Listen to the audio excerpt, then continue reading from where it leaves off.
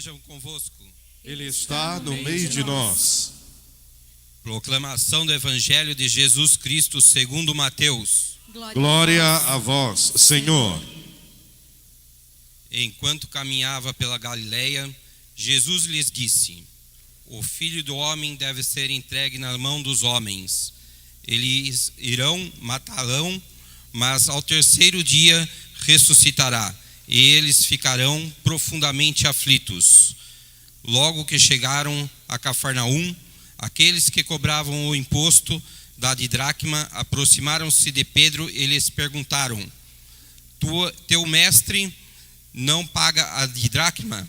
Paga sim, respondeu Pedro.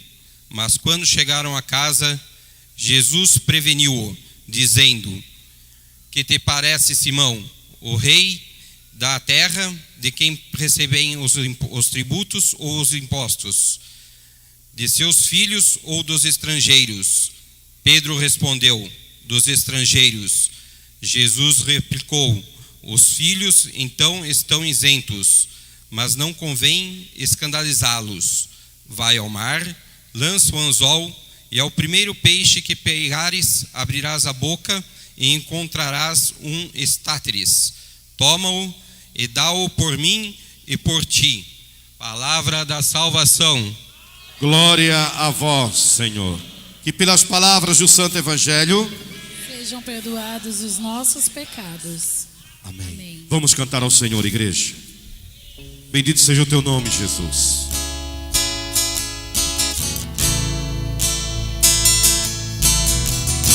Voltando-se para o altar.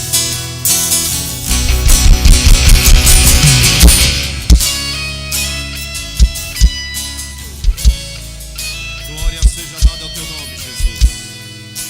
Honra e glória ao teu nome, Salvador. Igreja. Não vou me importar com O que o mundo diz. o importante é o que meu Deus pensa de mim. A minha vida está Guardada no Senhor. Lembro muito bem de onde Ele me tirou. Um projeto falido que Ele investiu. A construção da minha história Ele assumiu. na galeria dos vencedores. Reservou pra mim um lugar, vitórias e conquistas que fez alcançar. Mas o meu troféu Mas o meu troféu será lá no céu vou abraçar. O resumo da minha história foi contar. Quero que essa igreja O maior troféu é no livro da vida, saber que o meu nome está escrito lá. E quando os portais da glória se abrirem, ter a certeza que Deus irá me chamar. o maior troféu é saber que um dia No coral celeste eu irei cantar, na eternidade será só começo. quando Quando o meu mestre eu abraçar. oh Jesus, eu sei que receberei em tuas mãos o troféu do céu. Por isso que eu não paro, eu persevero, Jesus. Mas O meu troféu será lá no céu. Vou abraçar. O resumo da minha história Vou foi encontrar. O maior troféu é no livro da vida, saber que o meu nome está escrito lá. E quando os portais da glória se abrirem, ter a certeza que Deus irá me chamar. O maior troféu é saber que um dia no coral celeste eu irei cantar, na eternidade será só começo. Quando o meu mestre eu abraçar. Aleluia. Aleluia. Eita Deus. Para sempre santo, santo, eu irei cantar. Aleluia. Aleluia.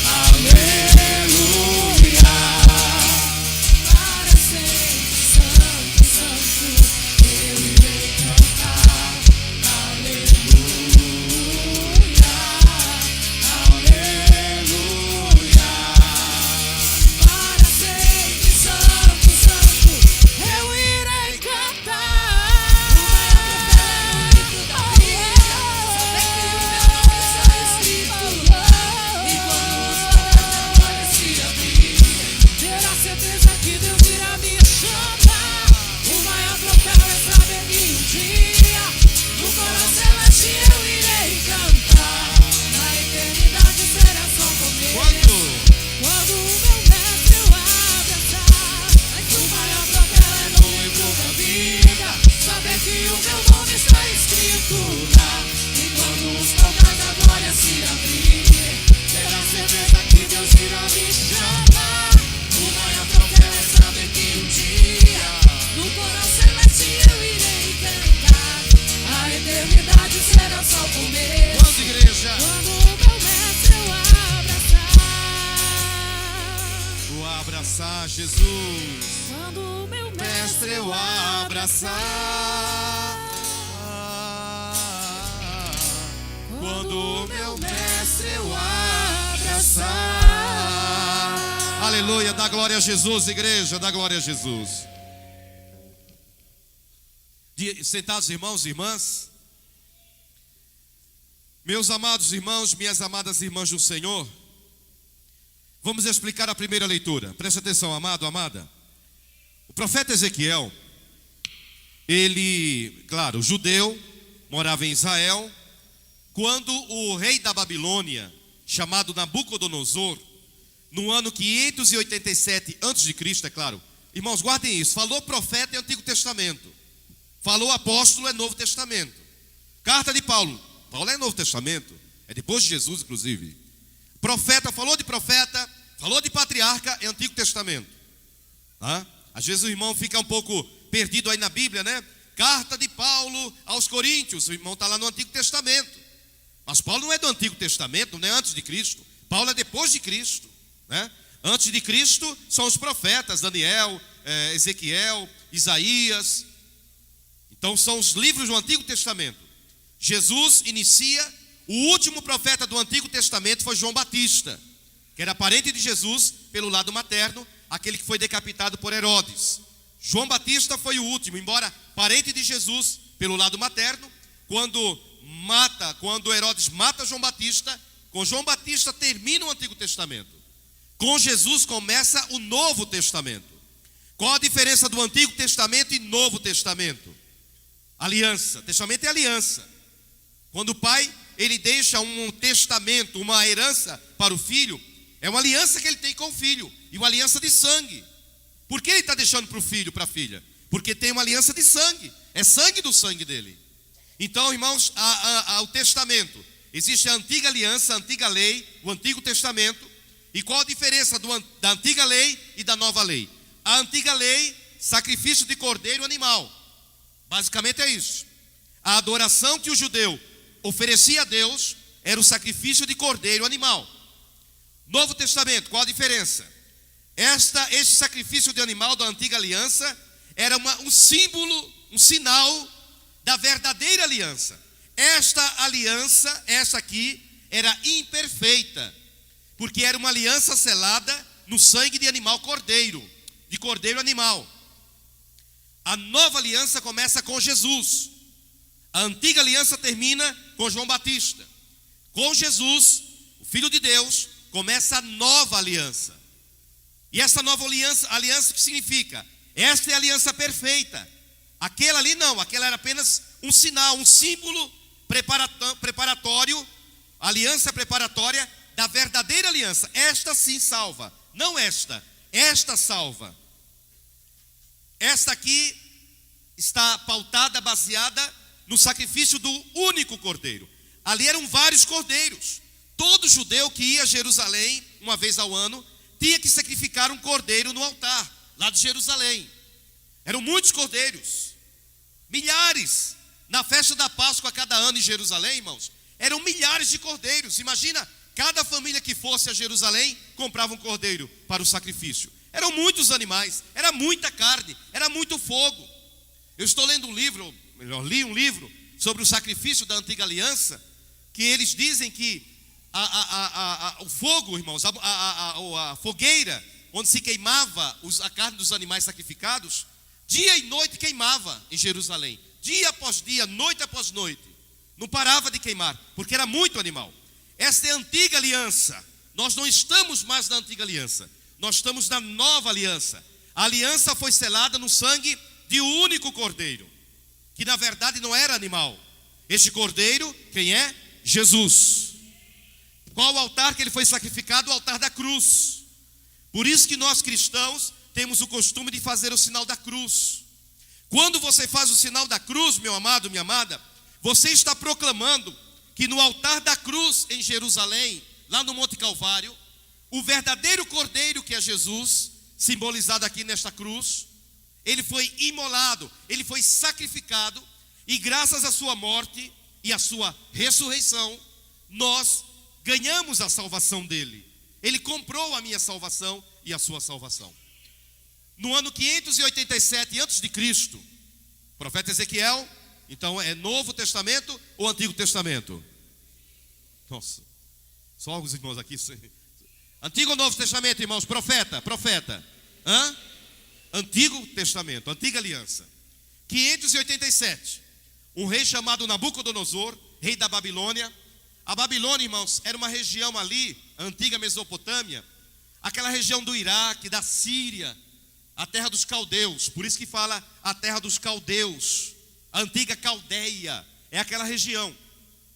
Israel ficava aqui no norte, no sul.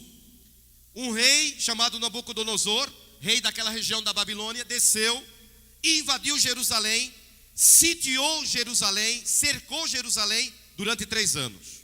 O povo passou fome, o povo passou sede, e o povo foi levado cativo para a Babilônia. Este segundo cativeiro durou 40 anos. O primeiro cativeiro foi no tempo de José, que foi vendido como escravo, filho de Jacó. Aquele primeiro cativeiro lá no Egito durou 430 anos. O segundo cativeiro durou 40 anos. O primeiro cativeiro foi por volta de 1600 a.C. Quando Moisés libertou o povo, foi por volta de 1200, 1150 a.C. Esse segundo cativeiro não, foi bem mais recente, foi no ano 587. O rei da Babilônia invadiu Jerusalém, 3 anos, cercou a cidade, não deixava entrar alimento, não deixava entrar água na cidade, o povo passava fome, muitos morreram, e há relatos inclusive que houve canibalismo, as pessoas no desespero comiam a carne das pessoas que morriam. O desespero da fome, é claro. É o tempo do profeta Ezequiel. Estou falando tudo isso para situar a igreja na leitura. Ezequiel foi levado cativo para a Babilônia. E lá Ezequiel teve, é claro, a leitura é muito extensa, eu vou ficar apenas com o versículo 10 do capítulo 1. Ele teve uma linda visão, irmãos. Ele viu 4 querubins, 4 anjos querubins. Diz a palavra de Deus que os querubins, os anjos, tinham 4 asas cada um. Tinham 4 rostos. Eles tinham um rosto semelhante ao ser humano, um outro rosto semelhante a um leão, um outro rosto semelhante a um boi, a um touro, e um quarto rosto semelhante ao quê? A águia. Explicando. O que significa o rosto que o anjo tem, o rosto humano? Sabedoria. Sabedoria. Somente o ser humano, ele tem inteligência. O animal, quando ele faz algo, irmãos, ele não faz por inteligência, o animal não pensa. O animal é irracional, o cachorrinho. Alguém diz assim, eu tive um cachorrinho, que eu sempre falava isso, né? Meu Deus do céu, o Pitico só falta falar. Pitico era o nome dele. O Pitico só falta falar. Ele faz coisas, ele sabe o que está fazendo. Não, irmãos, o animal ele é irracional. Quando ele age por instinto. Por exemplo, um dia eu fui dar uma bênção no novo canil da Guarda Municipal aqui de Jundiaí, e tive a oportunidade de falar com o psicólogo, o médico que cuida lá dos animais. E eu falei, doutor, eu tenho um cachorro muito inteligente. Ah, é, padre? Nossa, precisa ver. E carinhoso, viu? Muito carinhoso. E precisa ver, quando eu peço um beijo, ele vem e fica me lambendo. Ele falou, padre, eu não quero falar que ele não é carinhoso não, de maneira alguma. Ele gosta do senhor sim. Mas quando ele lambe o senhor, isso não é beijo. O cachorro não sabe o que é beijo. O animal, ele não sabe expressar amor. Ele não sabe o que é isso. Ele segue por instinto. Na verdade, quando ele lambe o senhor, olha o que ele respondeu. É porque quando o senhor falou, Pitico, dá um beijinho aqui no papai. Eu falei. Ele sente o cheiro de comida. Eu não sinto. Você não sente. mas ele sente cheiro de comida. É verdade. E ele lambe porque ele está sentindo cheiro de comida. Na verdade, ele quer me morder. Quando o cachorro, por exemplo, ele fica girando, o Pitico dormia comigo na minha cama. E ele, para dormir, mas era uma graça. Ele ficava girando. Todo cachorro faz isso. Ele ficava girando. Olha, esse cachorro tem problema, não é possível. Ele ficava girando. Depois ele deitava. Sabe por quê? Porque os cachorros, os nossos domesticados, eles vêm de uma linhagem de cachorros selvagens. E eles brigavam muito por comida e por espaço. Você sabe que o cachorro é territorial, por isso que ele faz o xixi dele, marcando o território que é dele, aquele território. Ele fala que pelo que ele faz, é dele. Então o que acontece? O médico me explicou, o psicólogo, que quando o cachorro fica girando, isso ele traz instintivamente quando eles eram ainda selvagens. Que eles estavam cansados, precisavam dormir. Mas o que o cachorro fazia? Ele ficava olhando para ver se não via nenhum predador. Ele girava, olhava. Quando ele percebia que não tinha nenhum predador ali perto, ele deitava. Então, irmãos queridos, o rosto humano que Ezequiel viu no anjo significa sabedoria, que somente nós, que somos imagem e semelhança de Deus, nós temos. Somente nós pensamos. Somente nós temos sabedoria. Então o rosto humano do querubim representa sabedoria. Você tem que ser sábio. Você tem que ser sábia. Por isso que Provérbios 14:1 diz: a mulher sábia edifica a sua casa. A mulher desequilibrada destrói a casa com as próprias mãos. Seja um homem sábio, seja uma mulher sábia. Segundo rosto, leão. Quando você pensa no leão, o que você pensa? Em força. É o rei dos animais. O leão, ele não se intimida. Ele vai em cima. Ele enfrenta. Por isso que Jesus é chamado leão de Judá. Jesus não se intimida. Mas a Bíblia também diz que o diabo é comparado a um leão. Porque o diabo, ele é astuto. Ele enfrenta. Ele vai lá. Ele é tão audacioso, o diabo, que no capítulo 4 de Lucas nos ensina que ele tentou Jesus. Tentou o Filho de Deus. Olha como ele é, irmãos. Então, primeiro rosto, homem, sabedoria. Segundo rosto, leão, força. Você tem que ser um homem forte. Você tem que ser uma mulher forte. Mesmo que você esteja passando pela prova, mesmo que você esteja passando pela tribulação, mas você não baixa a guarda. Continua com a cabeça erguida. Porque o inimigo, ele quer justamente isso. Que você fique prostrado. Que você fique com aquela cara de derrotado, aquela cara de derrota. Não se deixe abater, não baixe a guarda. Segundo rosto, leão, significa força. Terceiro rosto, touro. O animal, boi, touro. Por quê? Porque em Jerusalém, quando o judeu ia a Jerusalém, ele deveria oferecer o sacrifício de um cordeiro. Mas se a família fosse muito rica, a família deveria oferecer um touro. Era, irmãos, o sacrifício máximo de um judeu, oferecer um touro. E o que se oferecia? Animal perfeito. O cordeiro e o touro não podia ter osso quebrado, ser manco, sem olho. Não. Para Deus tem que ser o melhor. Então a terceira face do touro significa santidade. Representa o templo, representa o altar onde era sacrificado o animal.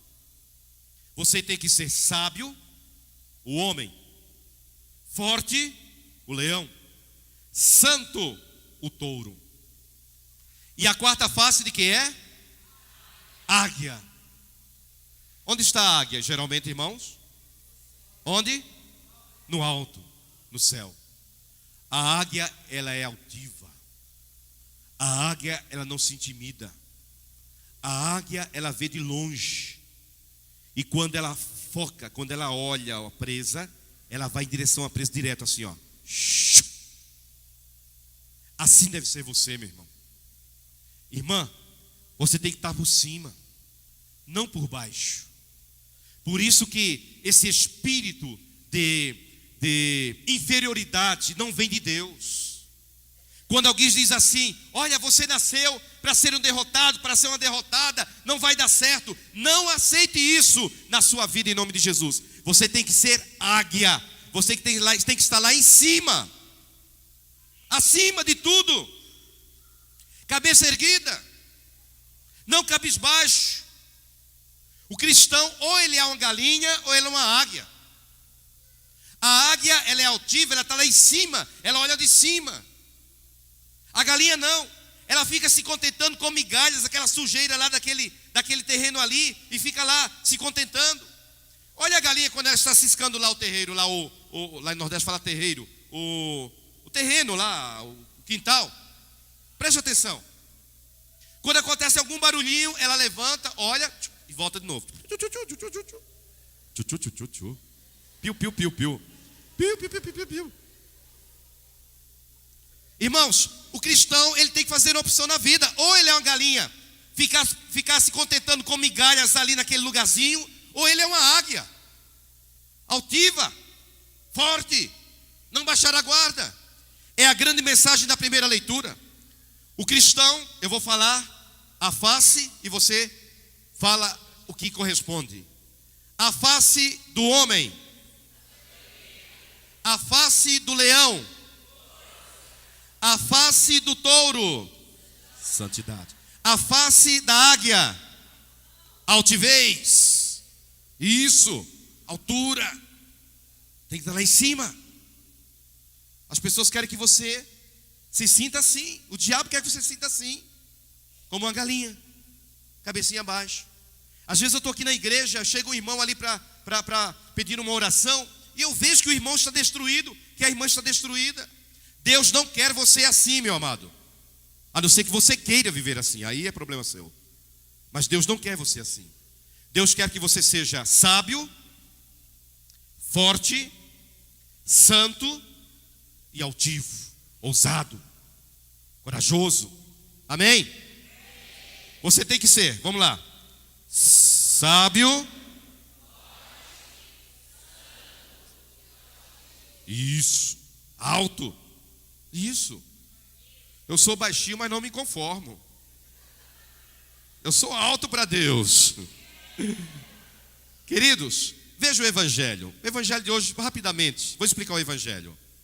Diz a palavra de Deus, Jesus diz a palavra, ele estava na Galileia, e ele diz: olha, o filho do homem, que é ele, o filho do homem é ele, esse é o título de Jesus, está para ser entregue nas mãos dos homens. Eles matarão esse filho do homem, mas ao terceiro dia ele vai ressuscitar. Os discípulos ficaram tristes quando Jesus falou que ele morreria, que ele seria entregue aos pagãos e morreria. Ficaram tristes. Ficaram tristes. Quando chegaram em Cafarnaum, dirigiram-se a Pedro, os cobradores de impostos, e cobraram 2 dracmas. 2 dracmas chamava-se estáter. Estáter. O que era uma dracma? Lembra da canção da dracma? Foi tema do cerco. A dracma, irmãos, era a moeda grega. O denário era a moeda romana.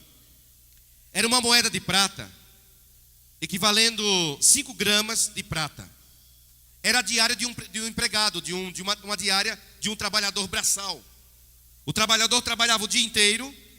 Por volta das 5 horas da tarde, ele recebia uma dracma, ou um denário, que era uma moeda de prata, 5 gramas de prata.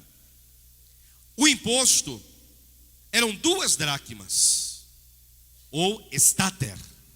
Quando falava estáter, sabiam que eram 2 moedas de prata. Questionaram Pedro: olha, o vosso mestre não paga as 2 dracmas? Ou seja, a estáter? Sim, respondeu Pedro. Quando entraram em casa, na casa de Pedro, Jesus falou para Pedro o seguinte: Simão, que te parece? De quem cobram os reis da terra impostos ou tributo? Dos seus filhos ou dos estranhos? Respondeu Pedro: dos estranhos. E Jesus disse: logo, os filhos estão isentos. O que Jesus quer dizer? A César o que é de César, a Deus o que é de Deus. Irmãos, uma pergunta. Já estou terminando o sermão. Preste atenção, querido. Não precisa responder sim ou não, mas somente para você pensar, refletir. Você tem sido fiel nas suas contas, apesar da crise, né? Você paga as suas contas, não paga? Você procura pagar suas contas. Você procura ser responsável, zelar pelo seu nome. Isso é bonito. O cristão tem que ter um nome guardado, respeitado. Quando você recebe uma conta, às vezes, se você não tem o dinheiro no momento e precisa pagar, você fica preocupado: meu Deus, o que fazer para pagar essa conta? Mas a gente dá um jeito e paga, não paga? Paga.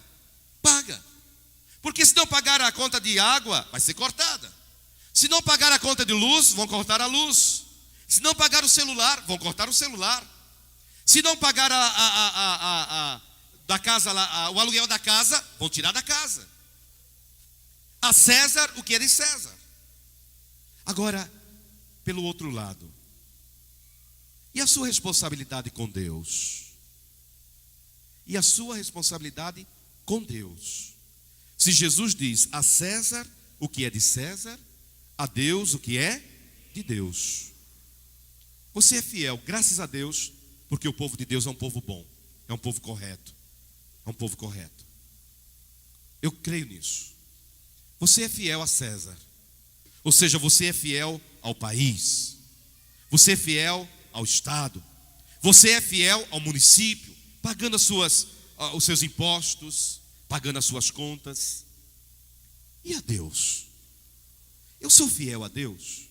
Eu tenho essa preocupação de dar a Deus o que é de Deus e a César, ou seja, ao Estado, àqueles que me governam, a eles o que pertence a eles?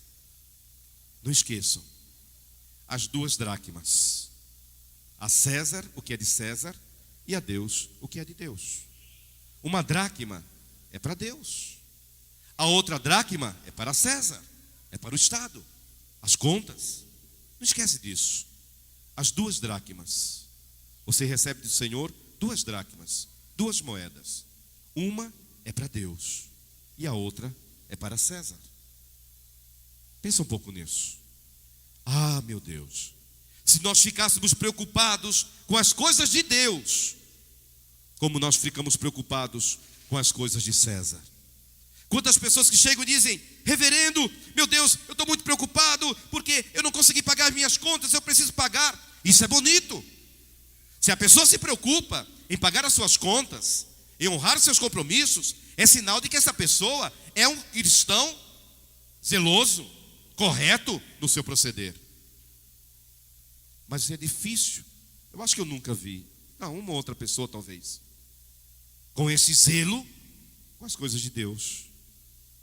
Eu nunca vi alguém chegar para mim e falar: meu Deus, olha, reverendo, ou padre, quando era padre: olha, reverendo, sou padre, olha, reverendo, ou padre, meu Deus, olha, eu não paguei o dízimo, não consagrei o dízimo, não dei a minha oferta, eu não fiz a minha oração da noite, nossa, essa semana passou a semana inteira, eu não li a Bíblia.